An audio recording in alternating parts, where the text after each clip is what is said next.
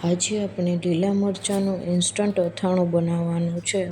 તેના માટે મરચાંને લાંબી સ્લાઇસમાં કાપી લેવાના છે. તેમજ તેમાં મીઠું અને હળદર નાખીને 1-2 કલાક માટે રાખી દેવાના છે. ત્યારબાદ તેને 1 કલાક માટે સૂકવી દેવાના છે. ત્યાર પછી તેમાં આખા મરી 5થી 6 નંગ, થોડું ઓઇલ, રાઈના કુરિયા, હળિયાળી, હિંગ, હળદર તેમજ લીંબુનો રસ તેમજ મીઠું નાખીને મિક્સ કરી દેવાનું છે.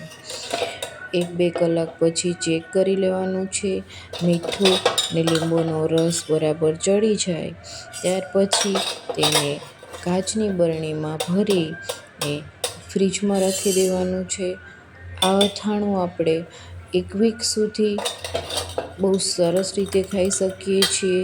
બગડતું પણ નથી ને ગમે તે ફૂડ સાથે મેચ થઈ શકે છે. આપણે મરચાં તીખા હોય તો થોડી ખાંડ નાખી શકીએ છીએ.